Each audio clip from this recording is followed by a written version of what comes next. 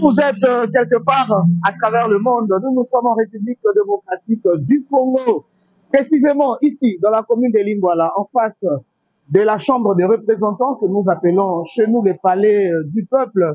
Nous sommes là pour vous servir, nous sommes là pour interviewer un Congolais qui a certainement une réflexion à déposer devant vous par rapport aux faits et aux événements qui prennent corps dans notre pays, la République démocratique du Congo. Ndebongo, batata, bamama, baimboka, banso, bisika nyonso bozwami, mbote pekimia, omabota, mabino. Toyami pour la bino lelo, moko moi politique ya lisanga politique Alliance pour les changements, AH en sigle, ACH en sigle, oye kamemi, na mwana mboka Jean-Marc Kabunde Akabunde ndeko na biso azana ndako ya boloko, kasi lelo, moko ya ba communicateur ya parti na ye na kombo ya Jamaïcain Bashia, après bako répondre biso sur certaines questions d'actualité. Et longo na bino, toko ya mandeko Jamaïcain Bashia, mbote pe moyi bola ndeko na ngai.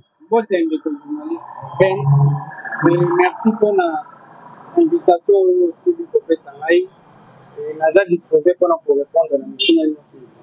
Très bien, yambote okoma na esika oyo certainement eza na maémission no emonaki mato ino yokaki ka busu mote mesepela ina ngote et cause na ta moi biscuit d'introduction na yo funda yango libosa ba Kongomani bon on est to ko introduire émission.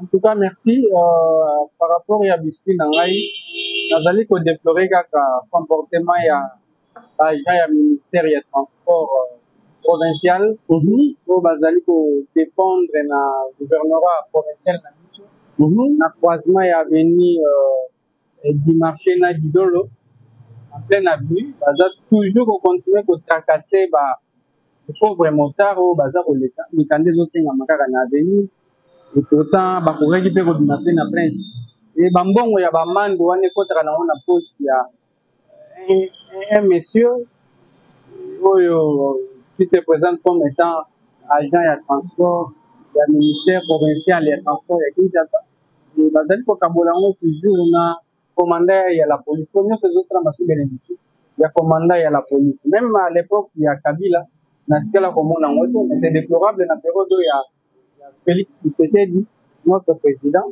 pour apprendre le peuple d'abord nous sommes étonnés que batunaye pour le ministère à transport bazo kanga chaque marque en tout cas c'est désolant.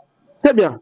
Merci beaucoup. To ya mieux à poto beta moi solo etali actualité na mboka na biso République démocratique du Congo mais tenete voilà nous boni santé à parti na yo Alliance pour le changement Malasuka tozala une activité kuna c'était lors il y a déclaration et ça la main na secrétaire général pour na ko déplorer décision qui a justice na biso oyo ba tindaki ndeko Jean-Marc Kabunde a écopé boloko il y a 7 ans après avoir été condamné à niveau de cassation. Après ça, c'est quoi la santé du parti? Le parti se porte très bien et très bien et surtout que condamnation il y a président na biso et pousser biso lisusu à la très fidèle et tous à la très engagé dans champ de bataille il y a démocratie et ça prouve que tozali na kati ya ligne ya malamu. Le président national azali très bien portant, santé nae mentale azali hyper très bien et surtout que condamnation nae permettre biso to comprendre que tozali bayo bazali ko défendre mboka légalement et notre président national azali un obstacle à éviter pour na pouvoir en place, raison pour laquelle les lots va condamner 7 ans de prison et surtout depuis va condamner ça fait de cela un mois notre parti a tikala cause de notification faisant quoi il y a condamnation n'a été jusque là nous n'arrivons pas à comprendre ce qui condamnation aux alliés fantaisistes ou comment ou bien 7 ans au bango ba PC ali les chiffres imaginaires et là qui bango na mutu pour défier toutes les lois de la République pour même si basali cumule il y a pas peine jamais comme ça là 7 ans et je suis sûr par cet acte il y a non notification il y a parti na biso ça prouve que le parti bateau va condamner le président na biso il se reproche aussi de quelque chose. Voilà. Mais alors les gens ont comme l'impression que Jean-Marc Kabunde a yé moko pena linga bolo komakasi parce que selon ce qui se dit dans la cité il a reçu plusieurs propositions on les a la biloko politique les dessous des cartes plusieurs propositions, à renoncer à la démarche, à rejoindre Mouringa Naé, Mokonzi Naé, Félix Tshisekedi, etc. Lui, il a refusé, paraît-il, que les gens avaient même été surpris. Jour, il y a Koyoka et Asuka. Oyo ba ebisaki ya loba eza o ya loba kite tout se dit yo mais quand on recadrer yango parce que yo za moko ya ba ebaso la na président Jean-Marc Kaboul. Oui, évidemment le président national Jean-Marc Kaboul azali mutu oyo alinga plus ko respecter Nibeko. Kopekise koloba, cela revient aussi à supprimer l'article 107 de notre constitution. Oyo ezali pour protéger opposants, non c'est fait parlementaire, non c'est pas pour ça la musala nae. Donc, par billet et article wana, le président Jean-Marc Kaboul a koki kondimate pas pour faire terrier. Bon, par rapport il y a ba poste ba proposer qui. Mais les autres koki kondima poste, ceux qui kondimi poste par ya population ezani. Par la population ezalate. Donc makambo to boya ki lobi to kondima ngotelelo. Ce qui Jean-Marc Kaboul a ndimaki rupture na régime oyo ezali parce que entre autres makambo esengelaki pona vision oyo kondo Etienne Tshisekedi yatika etikala kosala mate esala marapete raison pour laquelle a se décidé qu'il y a ça la rupture na bango et kozonga na bango kondima maye balobaki parce que c'est pour na ba poste donc cela revient à contredire la démarche démocratique il y a Jean-Marc Kaboul. Alors, notre président ne peut pas se dédier. Donc, tant qu'on a bandi une action, pour les alliés, pour l'avantage du peuple, il continuera dans cette logique du début jusqu'à la fin. Et advienne qui pourra, nous allons avancer. Très bien. Parlons élection à présent. Deux autres qui n'a déjà vers Maponami. Comment vous vous sentez alors que vous aviez voulu que Jean-Marc Kaboul soit candidat président de la République pour un compte, il y a AH et à opposition. Comment vous vous sentez que Kaboul est la non partant? Oui. D'ailleurs, la non-participation du président l'honorable Kaboul est une stratégie de pouvoir en place. Ce qui va permettre à l'honorable Jean-Marc Kaboul de compétir dans l'élection. C'est que ma chance, il y a victoire, il y a président Tshisekedi qui a réduit. Comment ça? Parce que des chefs de l'État, Kaboul n'est que, passez-moi le terme, il est aussi petit par rapport à un président de la République. Bon, wana ezali analyse na yo bien montuna na yo mais ngai na koloba boye. Il est vrai que le président Tshisekedi Antoine Azali président na biso actuel. Oui. Mais ce qui est total, par rapport à la promesse ou à ça, au jour d'aujourd'hui, tous les millionnaires, ou il y a prometté qui te tire la commune à Bangote. Au jour d'aujourd'hui, à promettre qui biso que les lots, à la distribution, il y a de la richesse. Mais la distribution de ces richesses, c'est aussi la marque qu'on a député. Il me paraît-il entre guillemets que le député va se avoir $21,000. Mais les lots, un enseignant, un militaire oyo aza lelo na front oyo akoki ko rendre âme na champ d'honneur na ye qu'est-ce qu'il va bénéficier avec ses enfants lelo moko te lelo na social na biso dollar tina mois de décembre ko koma ba $300 et koma 300 alors aprometaki ba amiroataki biso le peuple est d'abord nous avons compris que le peuple est d'abord congolais nyonso a divorcé na yango parce que c'est là qui est un slogan que oyo ezalaki l'objectif de endormir les Congolais. Il y a un le peuple d'abord. Donc, à cause de tout cela, je vous assure que le président Tshisekedi ne peut pas avoir un deuxième mandat face à l'honorable Jean-Marc Kaboul. Donc, par exemple, ils allient tellement les gens on a connu pour ça. Dans un pays de 2345 km², pour y a héritage, il est là comme il a combien de kilomètres carrés. Nous pouvons parler du Congo sans d'autres localités et sans Bunangana. C'est à cause de nous. La faiblesse de l'armée. Aujourd'hui, incapable d'assurer l'intégrité en Bokanabiso. Le banditisme urbain et les lots. Donc aujourd'hui au Congo ou bien la ville province de Kinshasa, il est difficile de circuler librement dans la RTP. Donc, tout cela fait partie d'un bilan. Voilà, donc c'est un peu compliqué pour que le président actuel a battre l'honorable Jean-Marc Kabounda Kabounda. Raison pour laquelle Baluka qui va écarter Aboïna nous conduit ma partie politique na biso et Baluki va salir par tous les moyens, même si va remporter les Jeux olympiques, il y a violation, il y a un texte na biso, l'honorable Jean-Marc Kabounda Kabounda, condamnation na est violé l'article belé, article 5 et 7, il y a constitution, et violé article 138 terre, il y a code pénal, et violé article 199 bis, il y a code pénal. Donc, la violation, il y a un texte, c'est ça, les gens, pour seulement aboutir à la condamnation politique, il y a l'honorable Jean-Marc Kabounda Kabounda. Et voilà les preuves qui font que le président Tshisekedi abanga l'honorable Jean-Marc Kabounda Kabounda n'a pas élection. Président Félix Antoine Tshisekedi Tshilombo est candidat à la présidentielle, à sa propre succession. Jean-Marc Kabounda est en prison. Par rapport à l'adversaire Oyatikali Nabango Siko na terrain, quelle est la chance que vous donnez à Fachi?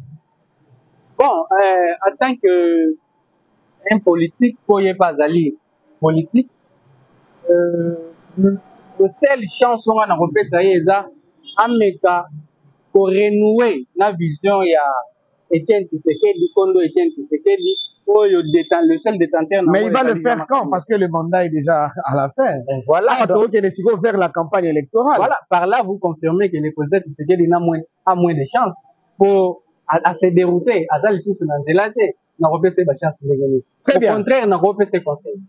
Très bien. Contrairement à ce que nous croyons, cette fois-ci, il y a 24 candidats à la présidentielle. Ce qui fait Tshisekedi a quoi? Nani yo zomona na opposition oyo lelo yo azana moins chance wana ya ko gagner par voie des urnes et puis akoma mokambi ya ekolo ya lobi. Alors merci pour la motuna. Soko tali sur le 24. Soko tali bien. Bon on a moko azana histoire na ye. Azana histoire ne à part ba oyo pe ba ye bilongi ya sika o to éviter mais seulement la seule personne où azala qui est capable ya ko zala mokonzi ya mboka nde oyo ba écarté. Docteur Mukwege, par exemple. Docteur Mukwege, on dit, lui, il fait le poids parce que c'est quand même un prix Nobel. Il a une renommée internationale. Ce n'est pas un Congolais de moindre. Pensez-vous que c'est à ta chance? Bon, le docteur Mukwege, Azali, notre prix Nobel, mais Azali, prix Nobel scientifique, mais pas politique. Et il faut aussi faire cette différence. La politique, c'est autre chose. La médecine, c'est qu'à pouvoir qui va pouvoir se naïe, on lui félicite, mais à la politique, à une des la preuve naïe. Donc la politique n'est pas à confondre avec la médecine. En politique, nous avons un pays de 2 345 000 km² et surtout avec une population de près de 100 millions. Oh, bazali kozela, la solution à ba problème là-bas. Voilà, on a dit que le bapona. Docteur Mukwege, je souhaite une bonne chance. Mais Mukolo, Kateraki de Kabounda, 7 ans de prison. Il y a un politique de taille de notre pays. Oyo a partagé qui Mawawara Naye. Il a tweeté, il a écrit. Il s'appelle Martin Fayoulou. Je pense que pour la courtoisie, on a manifesté à l'endroit de Jean-Marc Kabounda. Peut-être c'est à lui que vous pouvez accorder la chance et pour rapporter ma ponamio. Oui, merci pour la motuna wana. Les appels malam pour na bakongomani bakoka ko comprendre. Tozali ba congolais, tozali une famille. Ceux qui moninga za na passe sengeli pour apporter soutien à eux. De la même manière, ndenge Martin Fayoulou azalaka pe na esika ya pasi, l'honorable Jean-Marc Kabounda Kabounda allait rendre visite régulièrement na président Fayoulou. D'où c'est normal que le président Fayoulou a qu'un pour rendre aussi l'ascenseur na l'honorable Jean-Marc Kabounda. On a maintenant un jeune, Constant Moutamba, qui a osé, qui a postulé. D'aucuns recommandent à la jeunesse tout entière de soutenir Constant Moutamba. Hier, Zalata, président de la République. Comme ça, cette fois-là, les jeunes pourraient se retrouver au sommet de l'État. et diriger ensemble pour changer, transformer carrément ce pays, la RDC. Merci, ndeko journaliste. Motuna nous eza bien ce qui signe mwanda mboko. Eza parmi ma réflexion au ngai na réfléchir. Moi je me pose la question. Est-ce que le Congo a un problème, il y a carence, il y a jeunesse? Je vous rappelle que l'ex-président de la République a accédé au pouvoir, il n'avait que 29 ans. Donc, il était trop jeune. Bon, peut-être à cause de la Moukolo, par rapport à âge d'accession, il y a ex-président de la République, Joseph Kabila, que je salue, pour attirer la mission à ma souvenir, positif ou négatif. Donc, je pense que le problème de ce pays n'est pas un problème de la jeunesse. La jeunesse aussi, na réflexion nangai, ezali âge kakate, ezali pe bongo. On a connu un président jeune à 29 ans, mais est-ce que la jeunesse n'a résolu pas problème? Peut-être maintenant qu'il dit c'est pas problème, mon collègue. Alors, qu'il ne se trompe pas, qu'il ait ses deux pieds sur la terre, et je lui assure que le Congo a un problème d'homme et pas de la jeunesse. Pour la jeunesse, ça par millions à Wanakou. Oui, parlons du genre à présent. Parmi les candidats la présidentielle, il y a décembre 2023, il y a une femme, Marie-Josée Ifoku. Hein, ouais, tu crois vraiment la notion, il y a genre. Hein? Pensez-vous que tu coupes sa chance dans maman cette fois-ci, une femme à diriger du Congo? Une précision. D'abord, une félicitation à l'unique femme à se présenter qui comme étant candidate présidentielle. Mais Nazali Siko n'a pas posé précision. Jaro tozolo de là. Nazali Jaro le docteur Mukwege to Jaro le président Tshisekedi Alobaka aussi en 2022. Pardon, en 2022. Alors, il rappelle il y a Jaro. Effectivement, dans la tribune des Nations Unies, en septembre 2022, nous avons des vidéos. Le président de la République avait parlé aussi de la notion du genre. Et voilà. Donc, le moyen, genre, il y a mon collègue, à côté du système LGBT. Vous avez fait le ministère, il y a genre. Est-ce qu'il y a un PD? Donc, nous devons des fois. Non, non, genre, on a l'obéli, il y a différence, il y a sexe. Hein? Parce que tout le monde, il y a 24 hommes qui déposé candidature, il y a une femme. Et on a lobby dans le cadre et genre, que le monde qui va respecter quand même, il y a ma candidature, il y a une femme, et puis une femme a respecté notion d'émancipation et à parité, voilà. Et puis sa chance dans Marie-Josée, il faut. Bon, genre, Azali peut candidate présidentielle. Mais ce n'est pas parce que Azamoisi de Sengeli a compassion, il y a population mobile. Pour population, il y a déjà la compassion. Donc, la seule façon de compatir la population est pour bonisa sociale pour rassurer la sécurité, pour rassurer le salaire, le salaire, il y a fonctionnaire, il y a militaire. C'est ça. Donc, ce qui est ailleurs, likanisi ke lokola azali mwasi ako bénéficier na compassion ya ba Congolani, en tout cas c'est déjà mal parti pour naye azala ndé na vision moko esengeli vision oyo pour convaincre ba Congolais une vision réalisable oyo biso toza na bongo posa et non ba vision ya ba promesse. On ne veut pas de vision de promesse. Donc ce cas lingi ako akoza chance azala en symbiose na population azala une réponse pour nous. Très bien. Jour il y a dépôt ya candidature naye papa mokonzi ekolo asalaki interview naye alobelaki les candidats des étrangers à sensibiliser la population congolaise basala attention na candidat ya ba étranger pona yo candidat ya ba étranger oki kozala nani pona yo makanisi ya chef de l'État en parlant du candidat des étrangers ezalaki nini est-ce que na circonstance wana tu permets à ce que le chef de l'État na yo à tenir ma propos. Non, en tout cas, par rapport à propos, le président Tshisekedi par rapport à la candidat étranger, machin, mais il y a babo. Nous nous sommes dans période il y a la propagande. Oyo à côté qu'on se permettre de détruire l'adversaire politique. Mais aussi, Congolais ne se sengeli ayeba. oyo babengi candidat de l'étranger ya baétranger aza nani candidat ya baétranger ezali tout candidat oyo azali koincarne baintérêt ya baétranger ya bafirme oyo eyaka kopie biso donc entre autres congolais nyonso akoka kozwa devoir ya koluka kocomprendre mpe koyeba mpo bayebanaka na bango koyeba basource na bango financière biske eutaka koyeba baidéologie na bango ya libanda oyo bango badefendaka donc biso toza baafricain nous savons oyo biso tondima par rapport ya moralité na biso par rapport ya comportement na biso na par rapport ya ezalemi na biso na ndenge tondima nzambe na biso awa na Congo donc entre autres aussi na Afrique candidat ya baétranger azali oyo nyonso aimportelaka biso oyo ezali bizaleli na biso baafricain voilà c'est un peu ça donc les Congolais bakoki koyeba bango facilement mais ici je n'ai pas le monopole ya kobanda kotangaka bakombo na bango ce qui ne sera pas mais apparemment en t'entendre parler ozopesa chance na mutu te sikoyo olingi kaka Tshilombo continuer président Fatou Tshilombo continuer non le président Félix a déjà échoué. Mais ndenge ya échoué, si tout ne dépendait que de toi en tant que Congolais, on peut sa chance nanani de tous les candidats. Toi, ça m'a dit Nzambe ka pasteur Ngalasi. Bon, le pasteur Ngalasi.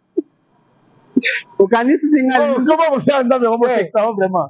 Tango tangelinga kombo ya pasteur Ngalasi. Na kanisi mbala moko souvent le Congo na Sonika pardonna Coutinho. Et nous savons nani amanigasaki tie koma na point ya kokanga Coutinho. Nous savons que l'acteur ezalaki ndeko na biso pasteur Ngalasi. Bon, tango zoya na politique tu affirmes hein? Pardon? On a ba affirmation na yo. Mais bakongomani bayebi nyonso wana. Bakongomani bayebi bino bana Kaboul bobanga likamte basa bino ndeni. Le problème il y a un problème à vérité. Si on dit vérité comme ba outrage donc je pense que na outrage mutite. C'est une histoire où les cana yo pe oza mopandisa ngo je pense que yebi yango ndenge likana. Mutu oyo amemaka likamo bakomaka ti na tribunal. Ezaka ye pasteur Ngalasi mais tango ye na politique faut ko bombaka moi profite ya pasteur wana donc ye comme politique Ngalasi. Alors Ngalasi. Ça c'est très bien. Nous poursuivons notre émission. Nous allons finir dans quelques minutes. Alors que là, besoin de l'obisson vraiment suffisamment pour te éviter mon coni ni besoin de la sous-bisso na etando oyo. Si je comprends bien, pour na bino, ba besoin pembeni ya mokonzi ya lisanga politique alliance pour le changement. Boza pona congolais oyo alobeli de père et de mère. Donc boza peut sa chance na Noël Tchani. Comme il y a dans la posa, Azongi Sapena, Congolais, base dans la vraie gestionnaire, il y a beaucoup à la banque, peut-être que tu fais ça. Bon, Omoni, merci, la Bessie de Noël Tchani-Bote, il n'y a pas un candidat, donc je pense. Et puis il y a quelqu'un qui a dit que ok, bon, et ça bien. Comme tout Congolais, Congolais, nous sommes na makanisi, c'est pas obligé. C'est comme, Raipe na remema loi Kaboun, pour comprendre loi Kaboun de Sokezanini, mais seulement par rapport il y a Noël Tchani et Toboyi et leur union so ezoya pour faire sa impression il y a discrimination il y a ba candidat cette loi est à malam mais kasi peut-être il y a une période oyo esengela kité na ba période oyo ça donne l'impression ça prête l'impression comme si baza ko cibler un candidat X oyo esengeli ba écarté alors en tant que ba démocrate laissons d'abord la chance à tout le monde de compétir. Et cette loi est au bon moment. Et la période oyo, cette période, je pense que c'est vraiment très favorable était pour la loi. Mais parlant de Noël Tchani, dans la question, on a tout dans la lito. Yo no répondre à la caméra. Mais on a tout dans la lito.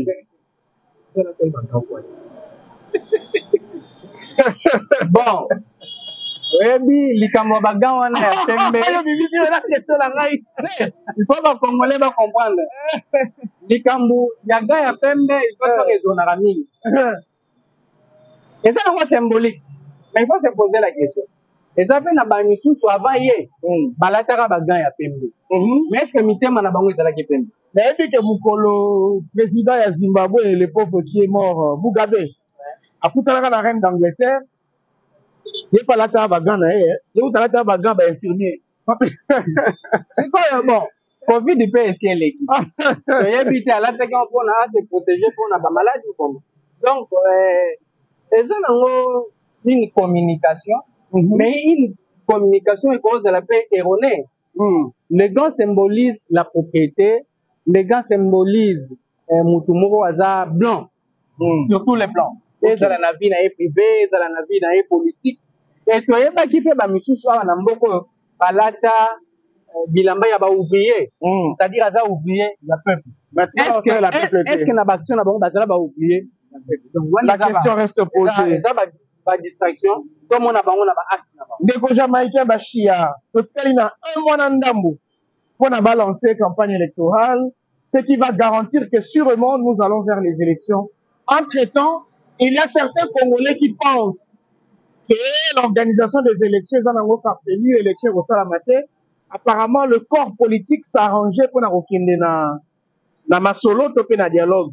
Yo n'enga observer processus en ozo mon ango lolenge tan.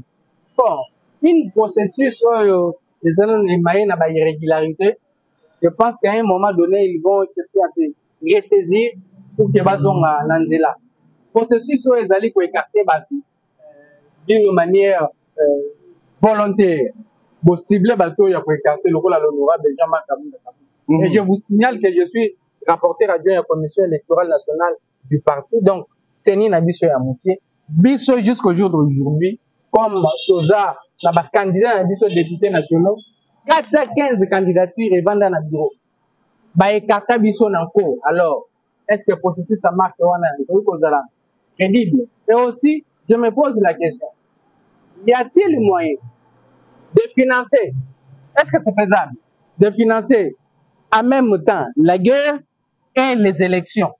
Donc, na éviter ceux qui te commis na ba makoki ya lengeni ni pona kokende na ba makambona ne soni. Est-ce qu'il faut habiter que la dialogue yo c'est là non?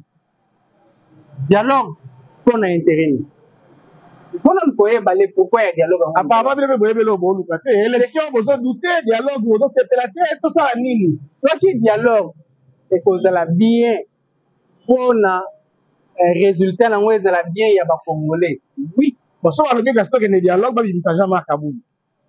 Bon, Jean-Marc Kabunda d'ailleurs azali na kati ya boloko na volonté ya ba. Ce qui les loba konsi biso to que na dialogue pour Jean-Marc Kabunda. C'est juste un moyen ya ko utiliser combo ya Jean-Marc Kabunda pour na obata manasini. L'honorable Jean-Marc Kabunda asali eloko moko te. Mais ce qui est sengeli ko solola pour que revoir processus électoral au Salami Mabé et surtout biso fait aux alliés écartés, pourquoi pas aller? Avant dernière question, tout na makambo etali discours, tout message à la nation. Depuis l'exil, il y a mon amboka John Numbi, le général John Numbi. Je pense que sur qu'il y a un réseau, qui a mobilisé nyonso.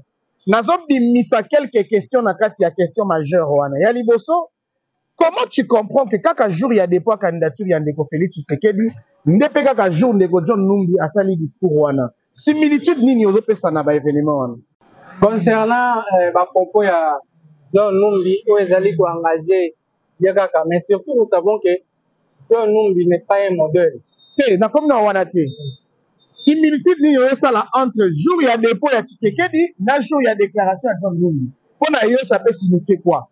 Ça va une réflexion d'abord scientifique. Bon, une réflexion scientifique pour n'engager et signifier similitude wana eza juste le l'ex général John Numbi alinga ki ba caméra est la plus fixée sur lui pour attirer attention. Ça va. Yami Balé, John Numbi a confirmé que deal ezala entre Kabila na Tshisekedi, yé pas zala a signé yango, atangi na bakoma ya batu nyonso bazala et puis a regretté deux généraux oyo bazala pe me bakufa.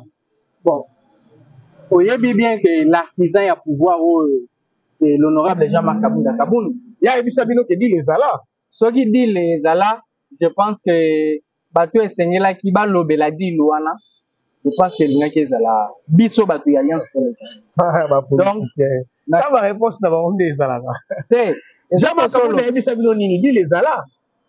Mais Jama Kabondo, c'est un homme d'État. Comme celui l'artisan, alors que Bill et Zala. Na yoka esika morote ke l'honorable Jama Kabunda. Ah, John Numbi a le dit en aussi. Mais John Numbi d'abord, quand on parle de John Numbi.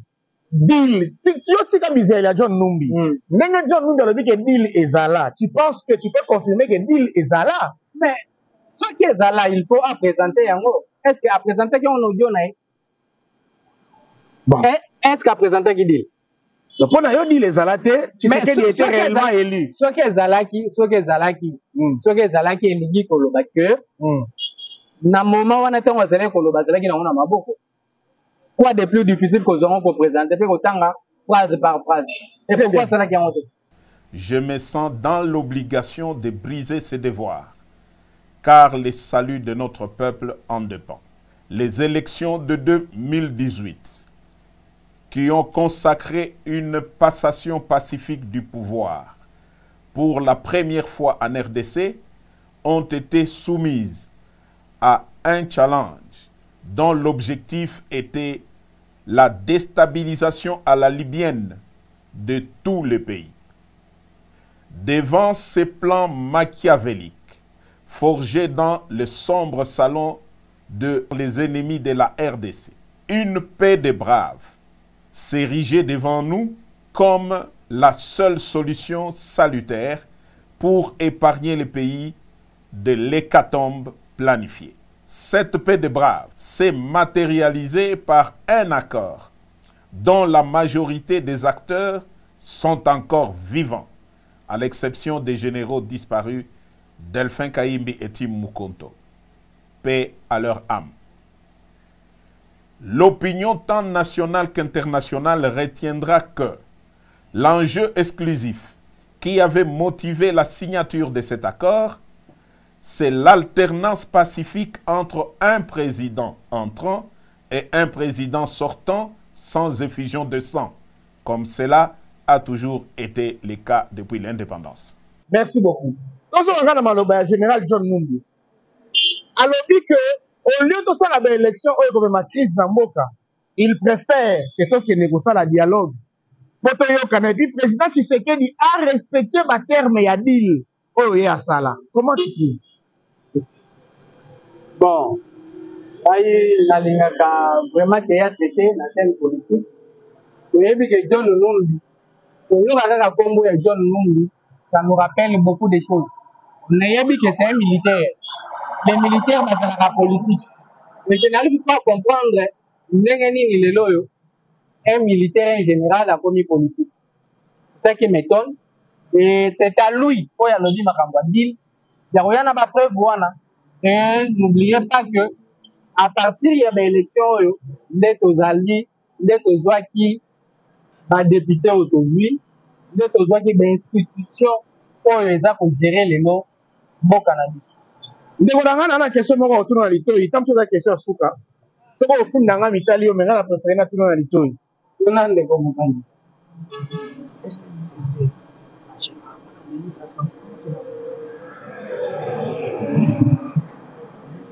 Bon. Autour no wana.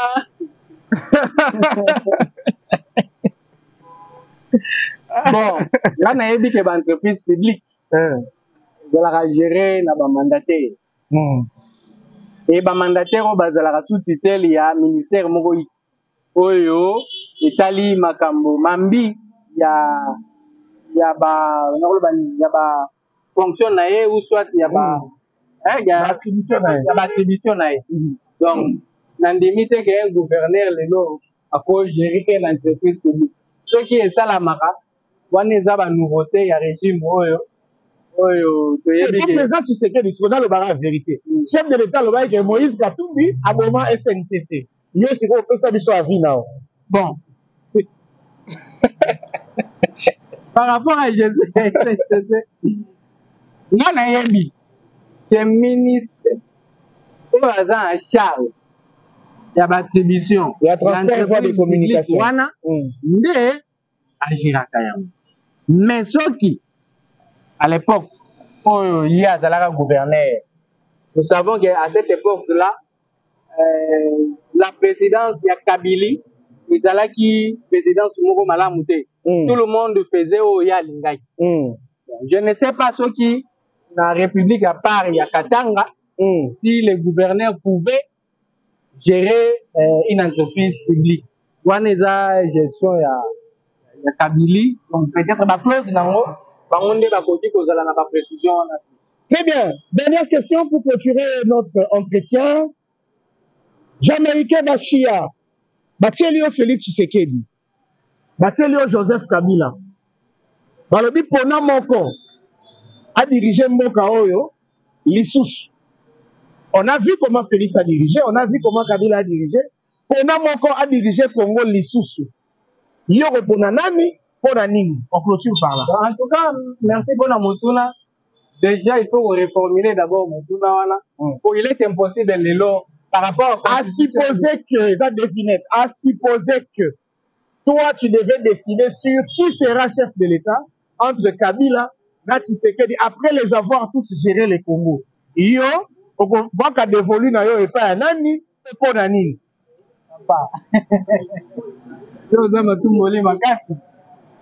Bon, et je pense que nous continuons dans cette émission. Donne le mot de la fin au public qui nous suit et puis nous allons nous dire. Bon, en tout cas, merci Naba Kongomani. Bien que la ligne qui n'a répondu à la Motuna mais à Kati, à ce peu l'état n'a répondu. Bon, comme ça émission on a c'est d'abord le problème de la partie. Pour la minute on sort le dit Joseph Kabila, tu peux énerver les partis. Sans le Félix Tshisekedi, tu peux énerver encore les partis. Donc, tu vas protéger. Mais ça, mot de la fin. Mot de la fin, Bakongomani, avec conscience, la Sengibino, beaucoup pour comprendre les loyautés. Jean-Marc Kabunda Kaboul est une solution des Congolais pour un Congo puissant et prospère. Et je vous assure que, Bazali Kokambabiso Lelo, va défier la loi sur le Congo pour que condamner l'honorable Jean-Marc Kabunda Kaboul pour Azalaki challenger numéro 1 capable de rebattre M. Tshisekedi Lelo Azali. Merci. Très bien. C'est par ici que nous mettons un terme à notre entretien d'aujourd'hui avec Jamaïcain Bachia, cadre de l'Alliance pour les changements ACH, parti cher à Jean-Marc Kabunda à Kabunda. Nous avions parlé de l'actualité dans notre pays, on a épinglé la question sur la santé de son parti, on a parlé des élections, on a parlé des candidats de l'opposition, qui peut faire le poids contre Félix Antoine Tshisekedi Tshilombo, on a parlé des propos du général Mumbi, ainsi donc nous mettons un terme en disant un grand merci à vous tous qui avez eu l'occasion de nous suivre. Merci à Junior Boutando qui m'assiste, merci à Bienvenue Baouza qui est derrière la caméra. Merci à tout le monde, ainsi que à Anaël Mouzito, qui est là. Merci, bye bye, on se salue. Ainsi donc, on se dit au revoir.